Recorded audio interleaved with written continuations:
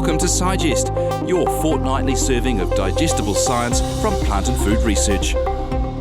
Welcome to Scigest. Today we are speaking to Matt Cumming about taking a really innovative approach to managing a species-causing ecosystem imbalance.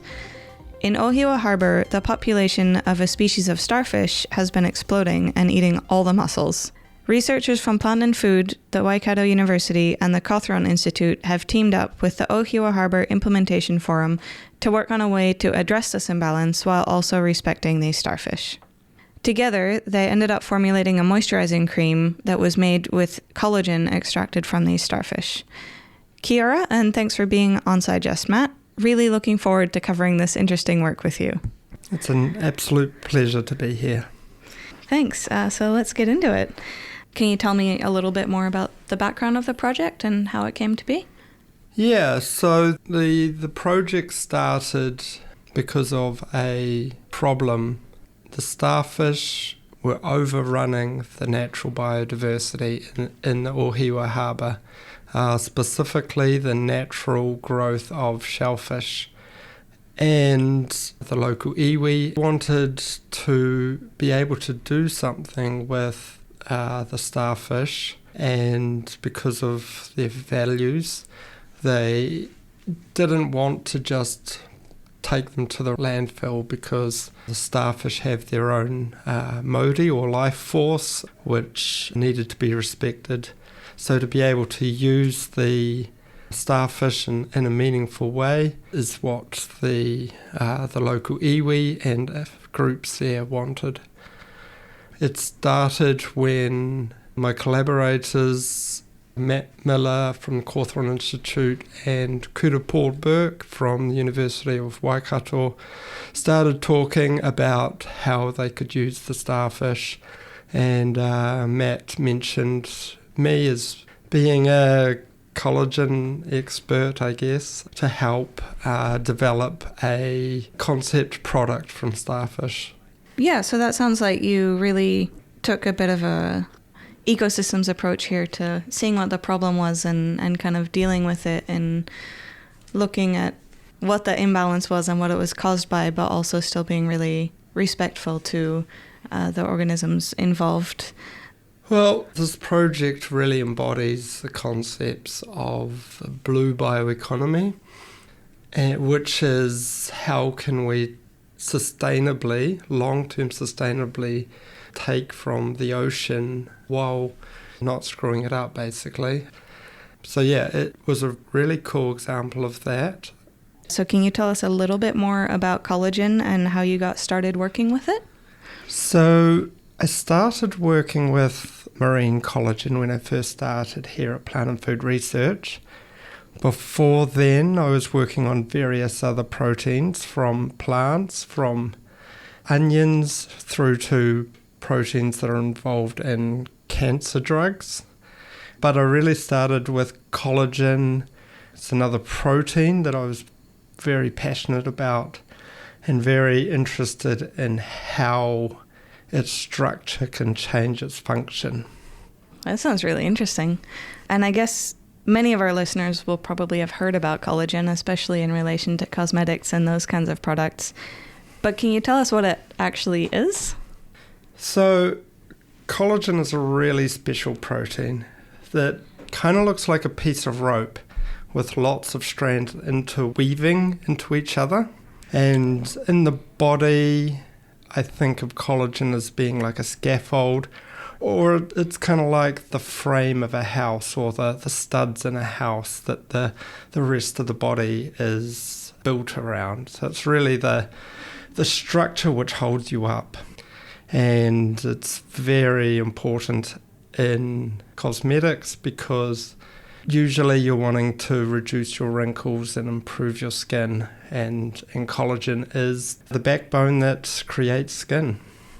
That's a really cool sort of mental imagery with the studs that hold your house together, kind of. I think that might help people really understand what it does. Are there other uses outside of cosmetics for collagen? Oh yeah, certainly. The popularity of collagen is because of its ability to be used in a wide array of applications, from, so your cosmetics, as a nutraceutical for improving other health properties like joint care, through to forming capsules, through to making jelly like a food products and a gelling agent, all the way through to high-tech applications like 3D printing heart valves and tissue engineering. So really the popularity of collagen, it's not surprising that it's so popular. Yeah, I guess I never really thought that it was such a versatile and important material, but that's really cool to hear about all the different applications that it can be used for. I guess the next thing that people might be wondering is, where do you get it and what are the most common sources for it these days? Yeah, so we usually get collagen from skin or bones or cartilage. We've been working just on the marine collagen. It comes from a part of the fish that back in the day wasn't thought of as being a very profitable part of the fish, and now it's become a very profitable part, fish skin.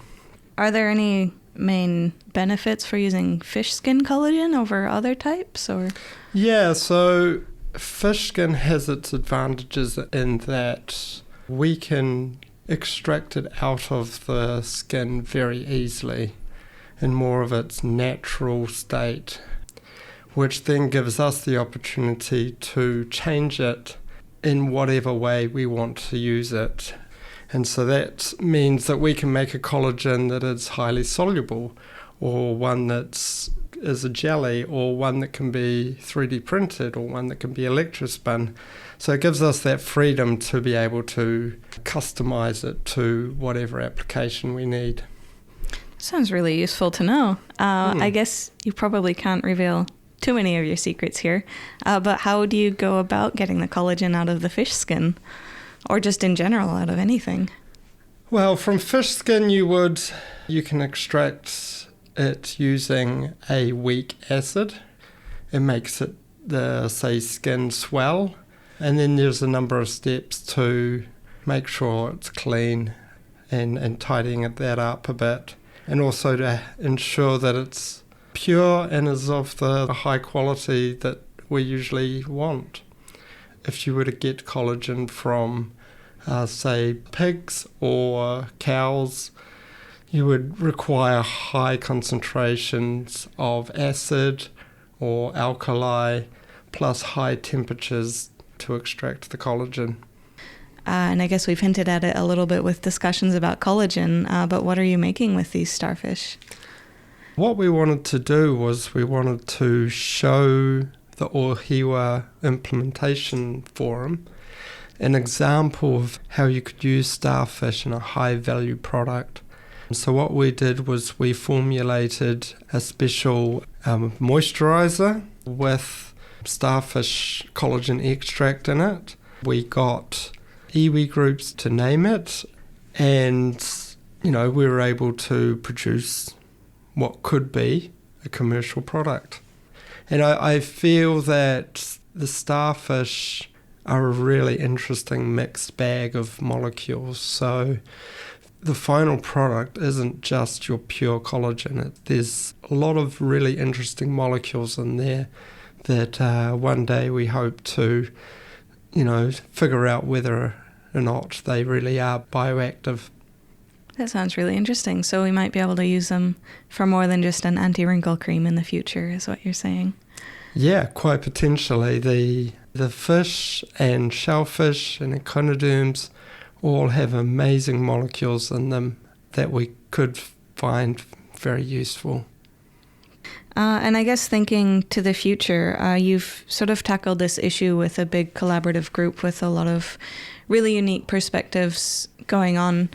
But are there any considerations that you had to take in doing this work, and also thinking about how it might be applied or how commercial value might come out of it that are maybe unique to working with Māori groups? Yeah, so as part of this project, we had a huge emphasis on who owns this knowledge. We spoke to a lot of lawyers and got expertise And this was one of the biggest learnings for me, was how to deal with data and these processing methods. Who would own that? Who protects them?